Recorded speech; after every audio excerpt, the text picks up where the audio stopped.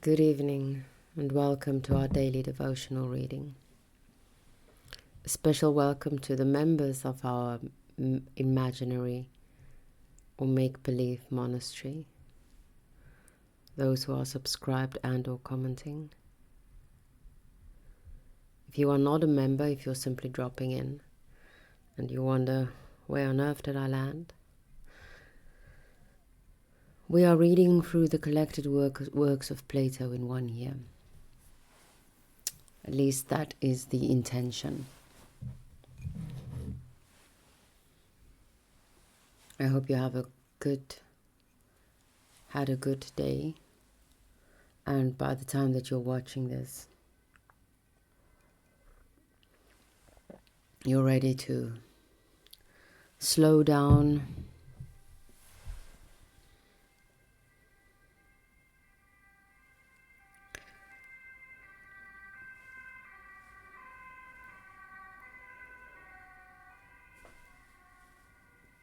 clear your mind.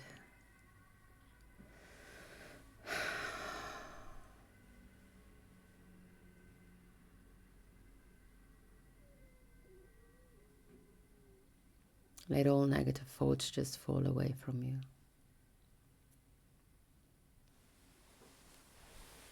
And listen to Plato.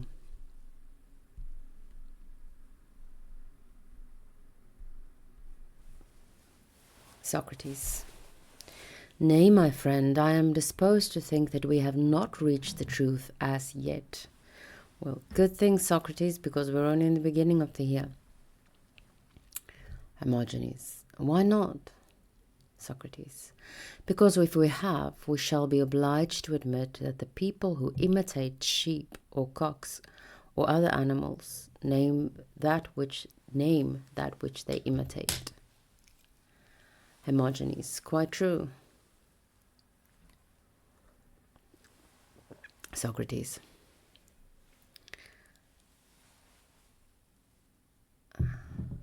Then could I have been right in what I was saying?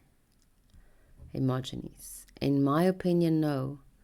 But I wish that you would tell me, Socrates, what sort of imitation is a name?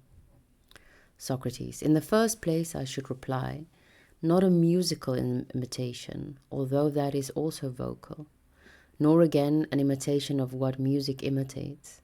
These, in my judgment, would not be naming. Let me put the matter as follows. All objects have sound and figure, and many have color. Certainly. But the art of naming appears not to be concerned with imitation of this kind. The arts which have to do with them are music and drawing. True.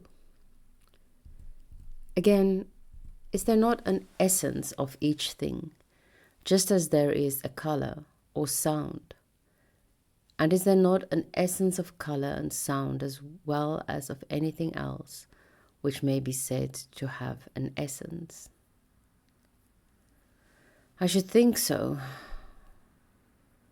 Well, and if anyone could express the essence of each thing in letters and syllables, should he not express the nature of each thing? Quite so.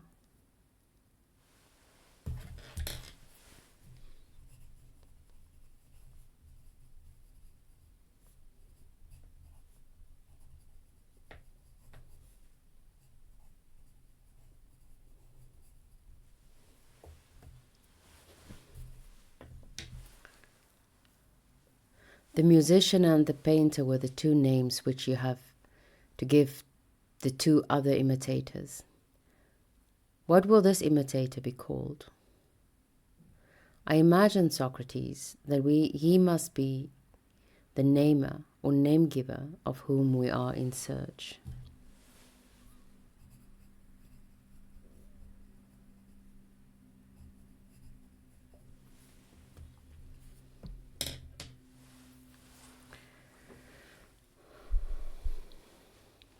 If this is true, then I think that we are in a condition to consider the names Ron, stream, and Enai, to go, Schesis, retention, about which you were asking, and we may see whether the names has grasped the nature of them in letters and syllables in such a manner as to imitate the essence or not. Very good. But are these the only primary names, or are there others? There must be others. So I should expect. But how shall we further analyze them, and where does the imitator begin? Imitation of the essence is made by syllables and letters. Ought we not, therefore, first to separate the letters, just as those who are beginning rhythm first distinguish the powers of elementary and then of compound sounds, and when they have done so, but not before, they proceed to the consideration of rhythms? Yes. Let's start at the very beginning. We must not begin the same way with letters. Must we not begin the same way with letters? First separating the vowels and then the consonants and mutes, letters which are neither vowels nor semivowels, into classes according to the received distinctions of the learned. Also the semivowels, which are neither vowels nor yet mutes, and distinguishing into classes the vowels themselves. And when we have perfected the classification of things, we shall give them names, and see whether, as in the case of letters, there are any classes to which they may be all referred. And hence we shall see their natures, and see too whether they have in them classes as they are in letters. And when we have well considered all this, we shall know how to apply them to what they resemble. Whether one letter is used to denote one thing, or whether there is to be an admixture of several of them. Just as in a painting, the painter who wants to depict anything sometimes uses purple only, or any other color, and sometimes mixes up several colors, as his method is when he has to paint flesh, color, or anything of that kind. He uses his colors as his figures appear to require them. And so too we shall apply letters to the expression of objects, either single letters when required, or several letters, and so we shall form syllables, as they are called, and from syllables make nouns and verbs, and thus at last, from the combination of nouns and verbs, arrive at language, large and fair and whole.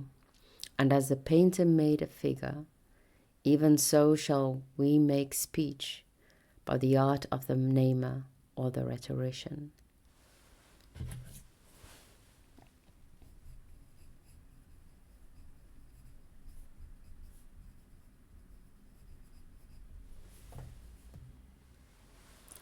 Or by some other art. Not that I am literally speaking of ourselves, but I was carried away, meaning to say that this was the way in which not we, but the ancients formed language. And what they put together we must take to pieces in like manner, if we are to attain a scientific view of the whole subject. And we must see whether the primary and also whether the secondary elements are rightly given or not. For if they are not, the composition of them, my dear Hermogenes, will be a sorry piece of work, and in the wrong direction. That, Socrates, I can quite believe. Well, but do you suppose that you will be able to analyze them in this way? For I am certain that I should not. Hermogenes. Much less likely am I to be able. Socrates.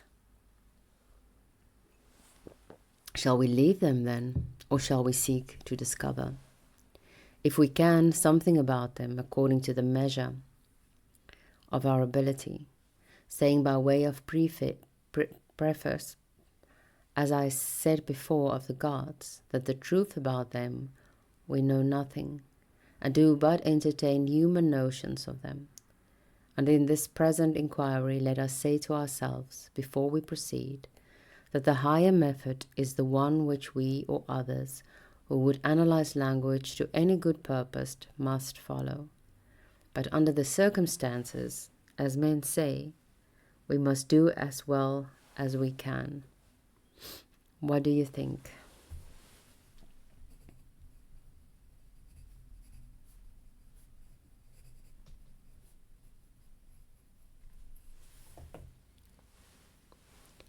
I very much approve. The object should be imitated in letters and syllables, and so find expression. That objects may appear ridiculous, Hermogenes, but it cannot be avoided. There is no better principle to which we can look for the truth of first names. Deprived of this, we must have recourse to divine help, like the tragic poets, who in any perplexity have their gods waiting in the air, and must get out of our difficulty in like fashion, by saying that the gods gave the first names and therefore they are right. This will be the best or perhaps that other notion may be even better still, of deriving them from some barbarous people, for the barbarians are older than we are, or we may say that antiquity has cast a veil over them, which is the same sort of excuse as the last. For all these are not reasons, but only ingenious excuses for having no reasons concerning the truth of words. All these are no reasons, but only ingenious excuses for having no reasons concerning the truth.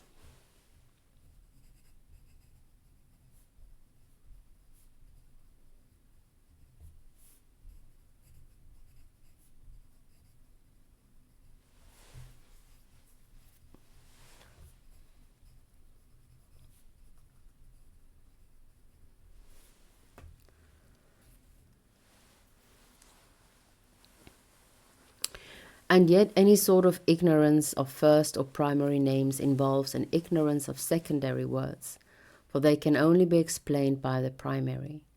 Clearly then the professor of languages should be able to give a very lucid explanation of first names, or let him be assured he will only talk nonsense about the rest. Do you not suppose this to be true? Certainly, Socrates.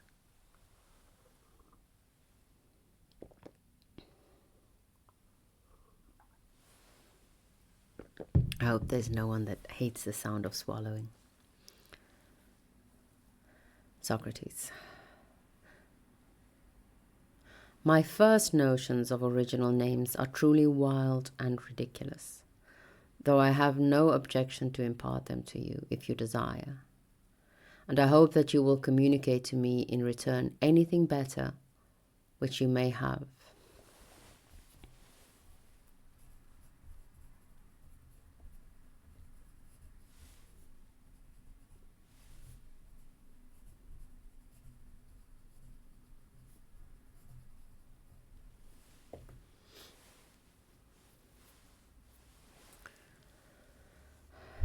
Fear not, I will do my best.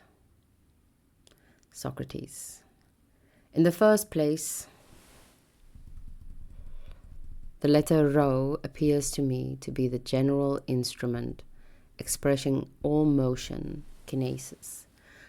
But I have not yet explained the meaning of this latter word, which is just iesis, going. For the letter eta was not in use among the ancients, who only employed epsilon, two different versions of e, one long and one short. And the root is kiein, which is a foreign form, the same as enai. And the old word kinesis will be correctly given as iesis in corresponding modern letters. Assuming this foreign root kiein and allowing for the change of the eta and the insertion of the nu, we have kinesis, which should have been kinsis or asis, and stasis is the negative ani or asis, and has been improved into stasis. Now the letter rho, as I was saying, appeared to be the imposer of names, an excellent instrument for the expression of motion, and he frequently uses the letter for this purpose. For example, in the actual words rain and row, he represents motion by the R. Also in the words tromos, trembling, trachus, rugged, and again in words such as cruin, strike, traon, crush, erekain, bruise, thruptein, break, kermi, tigein, crumble, rumbein, whirl. All these sorts of movements he generally finds an expression in the letter R, because, as I imagine, he had observed that the tongue was most agitated and least at rest in the pronunciation of this letter. And then you have to tremble a little, brr, trr. No break, but break. Which he therefore used in order to express motion, just as by the letter iota he expresses the subtle elements which pass through all things. This is why he uses the letter iota as the I, as imitative of motion, yenai, yestai, and there is another class of letters, phi, psi, sigma, and chi, of which the pronunciation is accompanied by great expenditure of breath. These are used in the imitation of such notions as suchrun, shivering, chion, seething, seesthai, to be shaken, seismos, shock, and are always introduced by the giver of names when he wants to imitate what is psusos, windy. He seems to have thought that the closing and pressure of the tongue in the utterance of the delta and tau was expressive of binding and rest in a place. He further observed the liquid movements of lambda, the L, in pronunciation of which the tongue slips, L. And in this he found the expression of smoothness, as in leos, level, and in the word olithanein, to slip, itself, liparun, sleek, in the words kolodes, gluey, and the like. The heaviest sound of chama detained the slipping tongue, and the union of the two gave the motion of glutinous, clammy nature, as in chlysothos, chlugos, chloedes. The nu he observed to be sounded from within, the N, and therefore to have a notion of inwardness. Hence he introduced the sound in endos and entos. Alpha he associated with the expression of size, and nu at length, because they are great letters. Omicron was a sign of roundness, the O, and therefore there is plenty of omicron mixed up in the word gogulun, round. Thus did the legislator, reducing all things into letters and syllables, and expressing on them names and signs, and out of them by imitation compounding other signs. That is my view, Hermogenes, of the truth of names. But I should like to hear what Cratylus has more to say.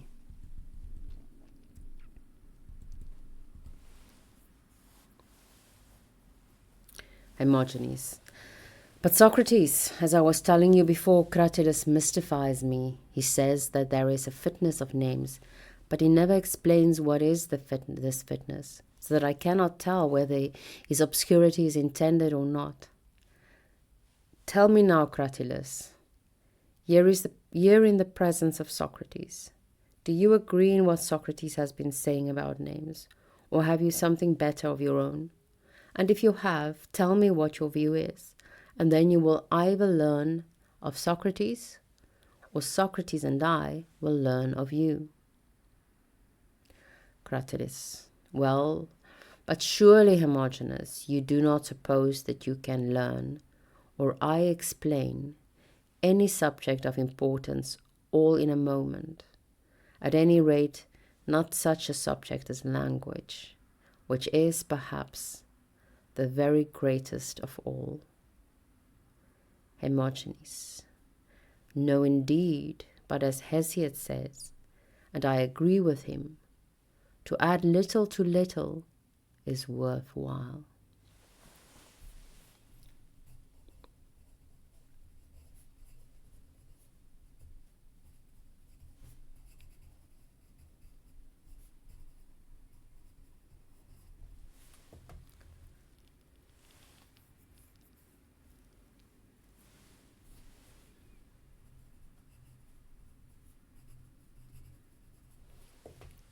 Thus far our scripture of the evening.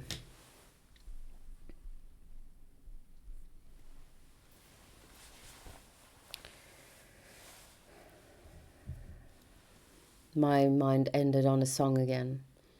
If I imagine it's become somewhat clear that I am trying to imitate this on actual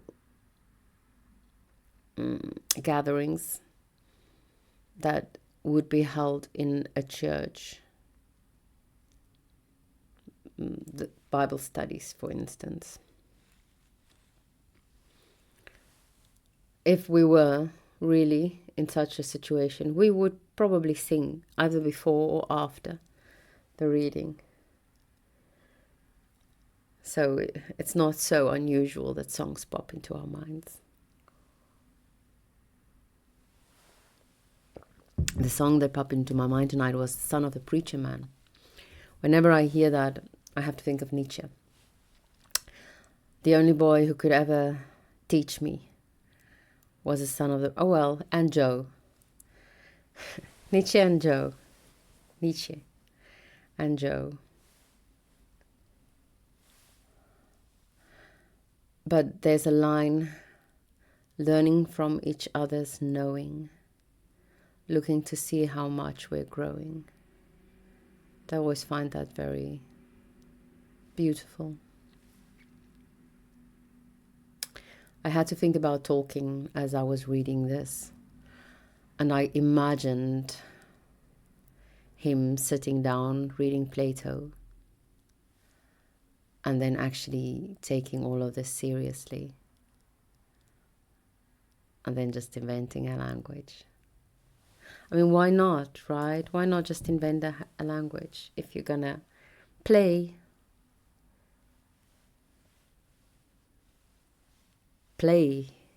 all out, all in. Whatever the expression might be.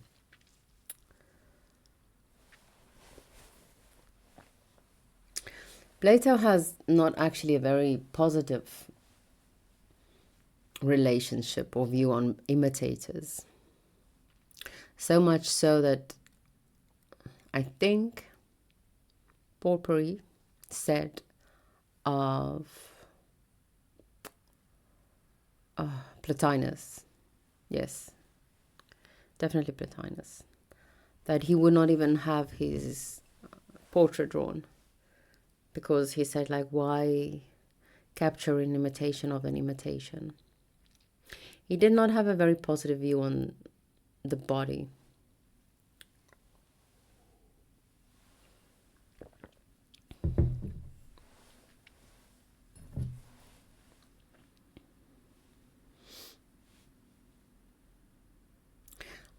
I like to think, we talked about that yesterday, paying attention. I like to think of drawing as a practice in paying attention. And then as I was reading tonight, I was thinking of essence. And the question of, is there even such a thing as essence? And if you try to draw someone, are you trying to draw their essence? which I'm not sure is? Or are you trying to draw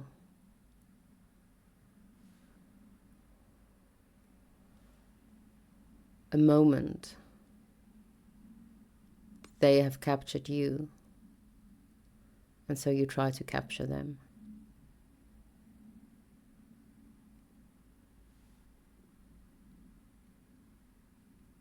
Paying attention to the beauty of that person in that moment.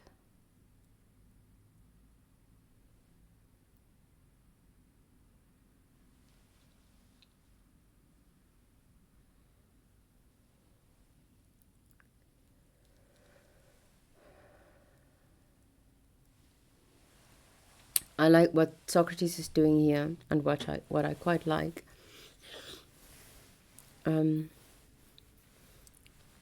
I read the essay of Joe on the essay of Simone Weil in more detail today. And what comes to mind now is her views on, well, truth and freedom of opinion. Freedom of opinion. And the thing is, if you don't allow people to express wild and ridiculous ideas, if you don't allow people the opportunity to be wrong and to express the fact that they are wrong,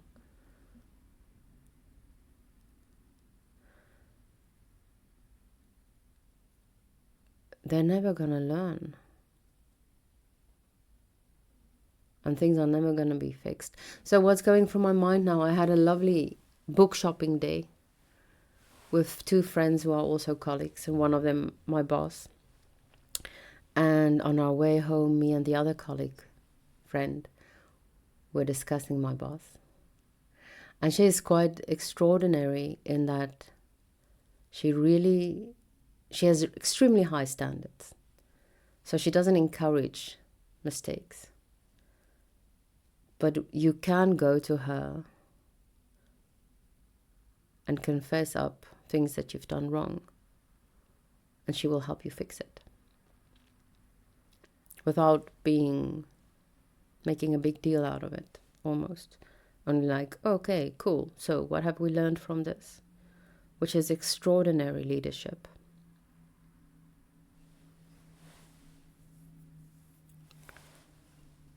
And the best you can hope for in any community. The right to be mistaken, to express your mistaken views, and then be confronted with it, by it. I was also thinking, I was laughed at today, not just with, but that's also part of friendship, right? If people can't laugh at you, do they even really feel comfortable with you? And for good reasons, I was laughed at. So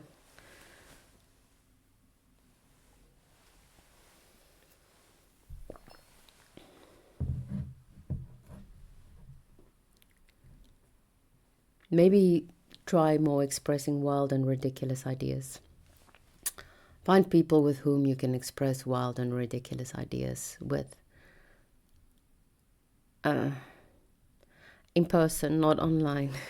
Don't, it's so dangerous. And preferably people who will laugh at you for them or correct you for them. Not people who will encourage you.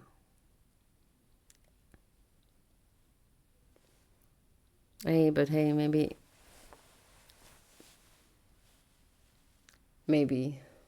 the wild and ridiculous ideas are true.